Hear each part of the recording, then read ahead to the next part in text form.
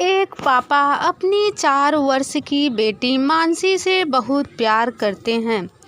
Office से लौटते समय वह रोज उसके लिए तरह तरह के खिलौने और खाने पीने की चीज़ लाते थे। मानसी भी अपने पापा से बहुत प्यार करती थी और हमेशा अपनी तोतली आवाज़ में पापा पापा कहकर बुलाती रहती थी।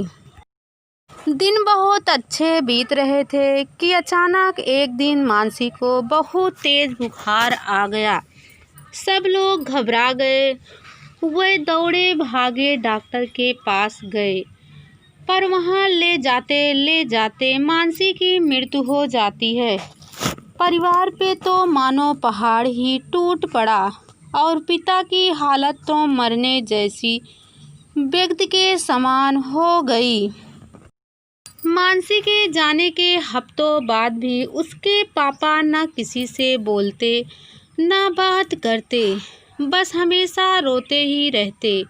यहाँ तक कि उन्होंने ऑफिस जाना भी छोड़ दिया और घर से बाहर निकलना भी बंद कर दिया। आस पड़ोस के लोग और रिश्तेदारों ने उन्हें समझाने की बहुत कोशिश की, पर वह किसी की नहीं सुनते थे। उनके मुंह से बस एक ही शब्द निकलता, मानसी मेरी बेटी। एक दिन ऐसे ही मानसी के बारे में सोचते सोचते उनकी आंख लग गई और उन्हें एक सपना आया।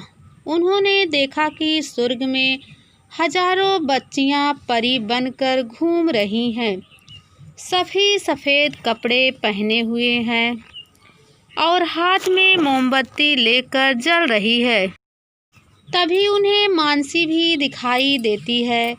उसे देखते ही पिता बोलने लगे, मानसी मेरी प्यारी बेटी, सभी परियों की मोमबत्तियां जल रही है, पर तुम्हारी बुझी क्यों है?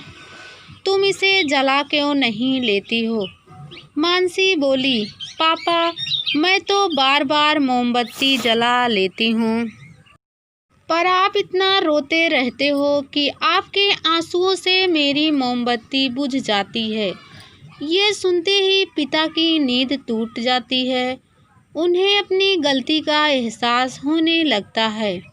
वह समझ जाते हैं कि उनके इस तरह दुखी रहने से उनकी बेटी भी खुश नहीं रहती और वह फिर से सामान्य जीवन की तरफ आगे बढ़ने लगते हैं।